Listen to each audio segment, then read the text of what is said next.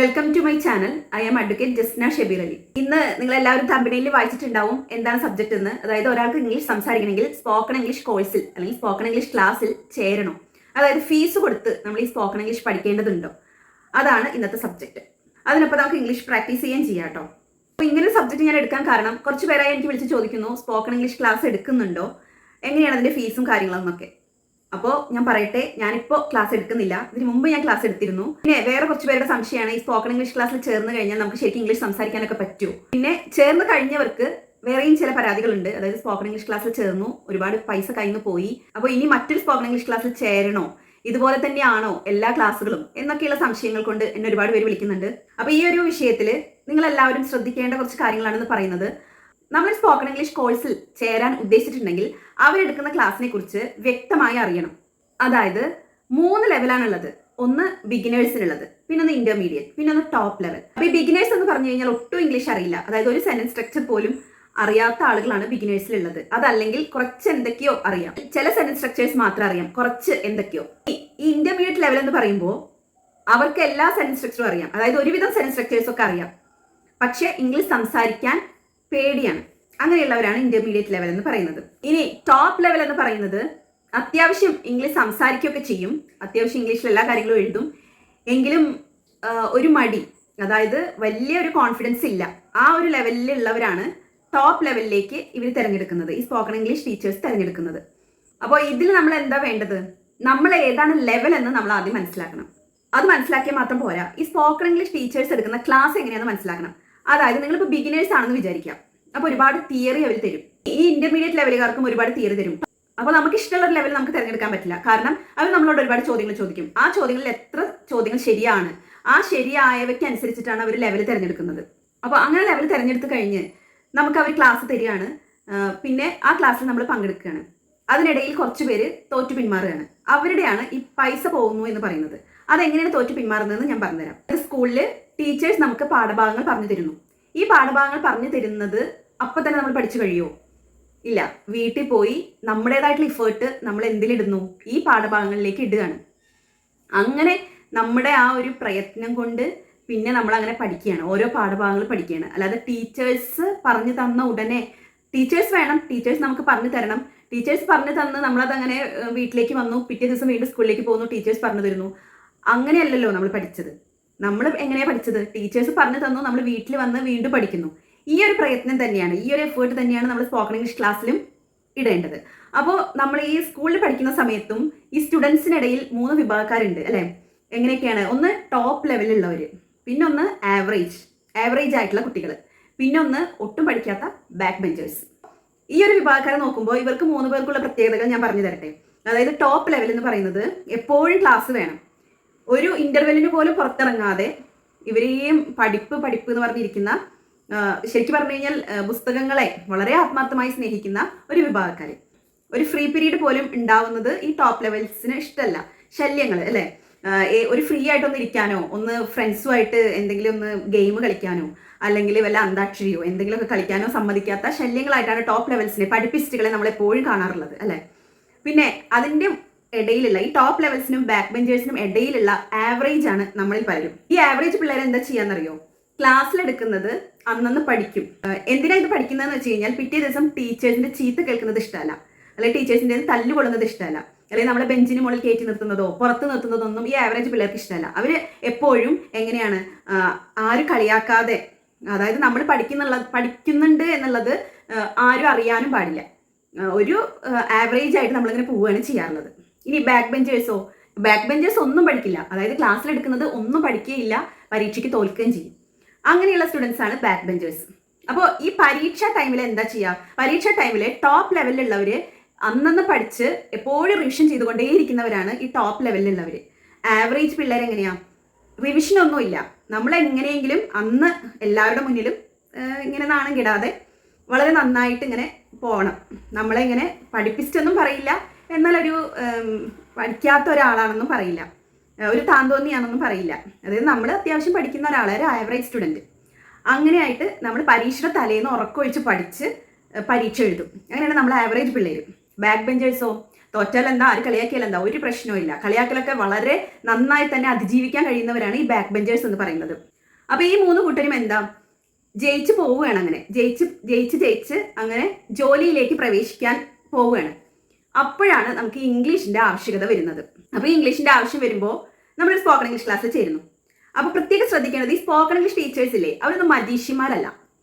അവരൊക്കെ എന്താ, നിങ്ങൾ ഫീസ് കൊടുത്ത് ഒരു ക്ലാസ്സിലേക്ക് എൻട്രി ചെയ്യുമ്പോൾ തന്നെ നിങ്ങളുടെ തലയിലേക്ക് ഇംഗ്ലീഷ് സംസാരിക്കാനുള്ള മന്ത്രങ്ങൾ ഉരുവിടാനുള്ള മജീഷ്യന്മാരല്ല ഈ സ്പോക്കൺ ഇംഗ്ലീഷ് ടീച്ചേഴ്സ് എന്ന് നിങ്ങൾ ആദ്യം മനസ്സിലാക്കുക. നമ്മൾ സ്പോക്കൺ ഇംഗ്ലീഷ് ക്ലാസ്സിൽ ചേരുമ്പോൾ നമ്മൾ എഫേർട്ട് എടുക്കുമെന്ന് ഉറപ്പുണ്ടെങ്കിൽ മാത്രമേ നിങ്ങൾ സ്പോക്കൺ ഇംഗ്ലീഷ് ക്ലാസ്സിൽ ചേരാൻ പാടുള്ളൂ. അപ്പോൾ നമ്മൾ സ്പോക്കൺ ഇംഗ്ലീഷ് ക്ലാസ്സിന് ഫീസ് അടച്ചു. ഈ ഫീസ് അടച്ചതിന് ശേഷം അവർ പറയാണ് ടൈം, ഓൺലൈൻ ടൈം 7:30 to 8:30 ആണ്. നിങ്ങൾക്ക് സൗകര്യം ഉണ്ടോ എന്ന് ചോദിക്കും. അപ്പോൾ നമുക്ക് ഒരു സമയവും സൗകര്യം ഉണ്ടാവില്ല. പക്ഷെ നമ്മൾ എന്ത് പറയും, ആ ഓക്കെ എന്ന് പറയും. എന്നിട്ട് ആ ദിവസങ്ങളിലൊന്നും നമ്മൾ സ്പോക്കൺ ഇംഗ്ലീഷ് ക്ലാസ്സിൽ അറ്റൻഡ് ചെയ്യുന്നില്ല.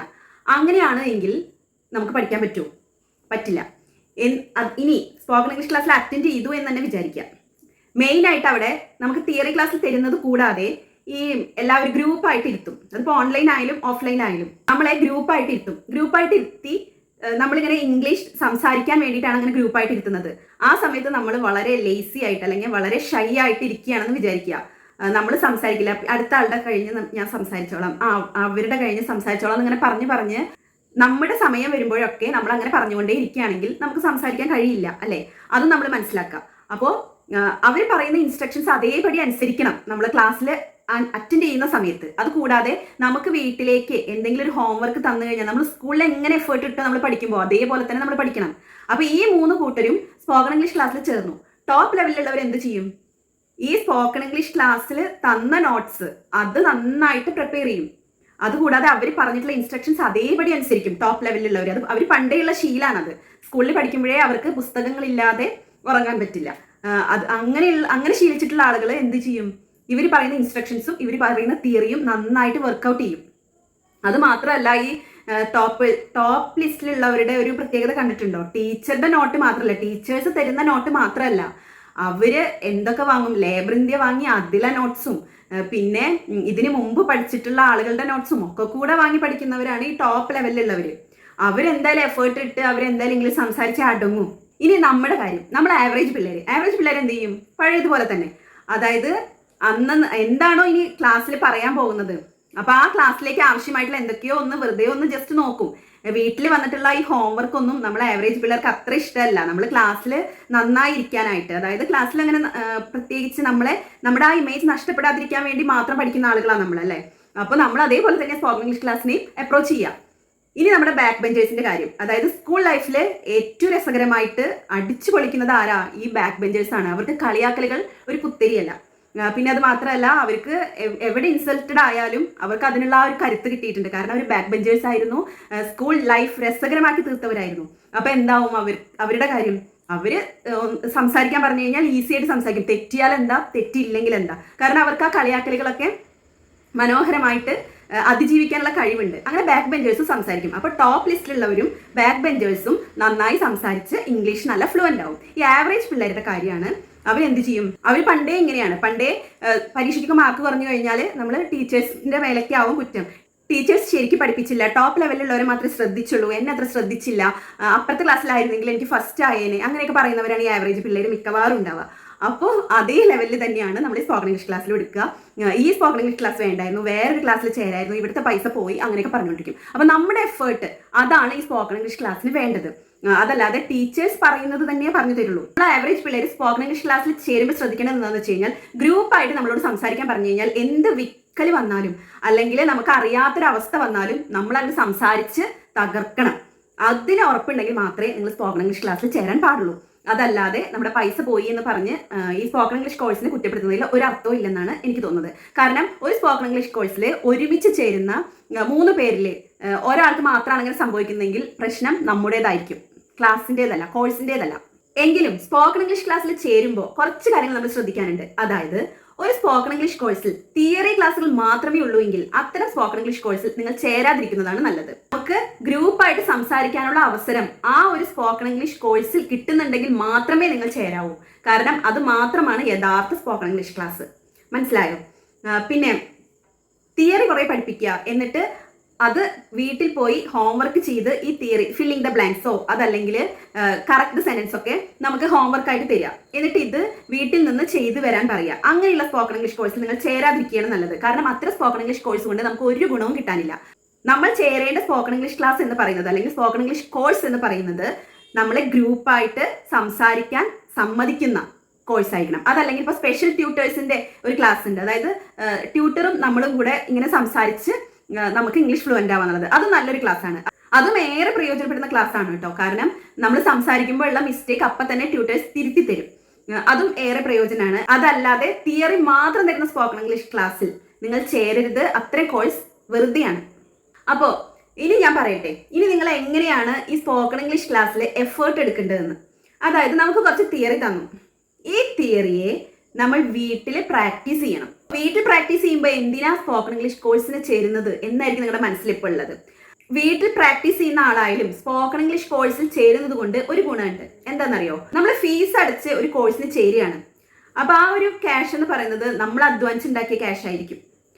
ആ ക്യാഷ് കൊടുത്ത് എന്തായാലും ഒരു കോഴ്സിന് ചേർന്നല്ലോ, അപ്പോൾ നമ്മൾ അതിൽ എന്തായാലും അറ്റൻഡ് ചെയ്യണമല്ലോ എന്നൊരു തോന്നൽ നിങ്ങൾക്ക് ഉണ്ടാവാം. അപ്പോൾ ഈ ഒരു കൺസിസ്റ്റൻസി നമുക്ക് കിട്ടും. അതായത് ദിവസവും 7:30 to 8:30 അല്ലെങ്കിൽ 8 to 9 എന്നുള്ളൊരു ടൈം അവർ പറയുന്നുണ്ടെങ്കിൽ ആ ടൈമിൽ ദിവസവും നമ്മൾ പോയി ഇരിക്കണം.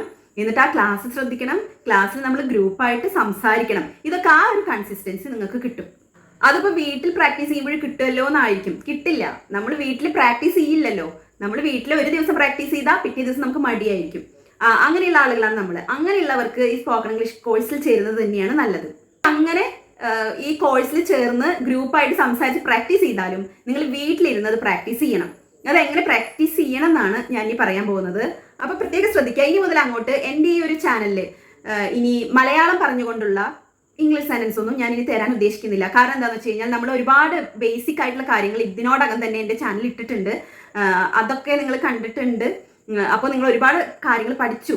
ഇനി നിങ്ങൾക്ക് ഈസി ആയിട്ട് ഇംഗ്ലീഷ് സംസാരിച്ച് തുടങ്ങാം.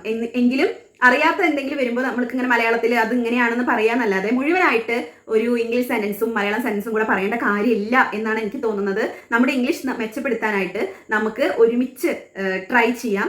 ഇംഗ്ലീഷ് മാത്രമായിട്ട്, മലയാളം ഒട്ടും പറയാതെ ഇംഗ്ലീഷ് മാത്രമായിട്ട് ഒരുമിച്ച് ഇങ്ങനെ ട്രൈ ചെയ്ത് നോക്കാം. നമ്മളിപ്പോൾ ബിഗിനേഴ്സ് അല്ല. നമ്മളപ്പോൾ ആരാണ്? നമ്മളിപ്പോൾ ഇന്റർമീഡിയറ്റ് ലെവലിലുള്ളവരാണ്. ഞാനിപ്പോൾ ഇന്നലെ ഒരു വീഡിയോ ഇട്ടിരുന്നു ഇംഗ്ലീഷ് ചിന്തിക്കണം എന്ന് പറഞ്ഞിട്ട്. അപ്പോൾ ഇംഗ്ലീഷ് ചിന്തിക്കാൻ നിങ്ങൾ തുടങ്ങിയെന്ന് ഞാൻ വിചാരിക്കുന്നു.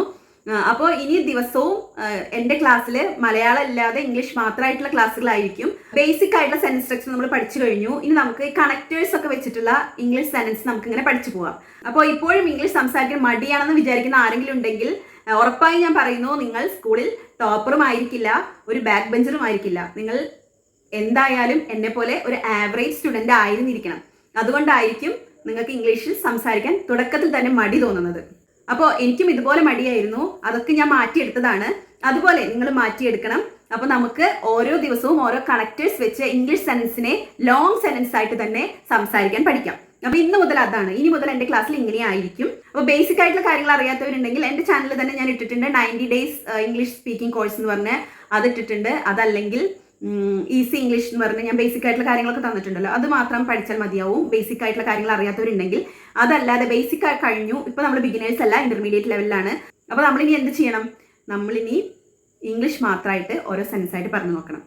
അപ്പോൾ മലയാളം ഞാൻ പറയുന്നുണ്ട്. അതായത് ഒരു ഇന്റർമീഡിയറ്റ് ലെവലിൽ ഉള്ള ആളുകൾക്കായിട്ടുള്ള മലയാളം ഞാൻ പറയുന്നുണ്ട്. അതല്ലാതെ മുഴുവനായിട്ടും ഒരു സെൻറ്റൻസിന്റെ മലയാളം ഒന്നും പറയുന്നില്ല എന്ന് ഉദ്ദേശിച്ചിട്ടുള്ളൂ. അപ്പോൾ നമുക്ക് ഇന്നത്തെ പ്രാക്ടീസ് തുടങ്ങാം. അതായത് ഇന്ന് ഞാൻ എടുക്കുന്ന ഒരു കണക്ടർ എന്ന് പറയുന്നത് ടു ആണ്. ഈ ടു എന്നുള്ളത് പ്രപ്പോസിഷനായിട്ട് ഉപയോഗിക്കാം, കണക്ടർ ആയിട്ട് ഉപയോഗിക്കാം അല്ലേ? അതെങ്ങനെയാന്ന് നോക്കാം. ഐ ഗോ സ്കൂളിലേക്ക്, ടു ദ സ്കൂൾ. ഇവിടെ നമ്മൾ എന്തായിട്ടാണ് ഉപയോഗിച്ചിട്ടുള്ളത്? പ്രിപ്പോസിഷൻ അല്ലെ?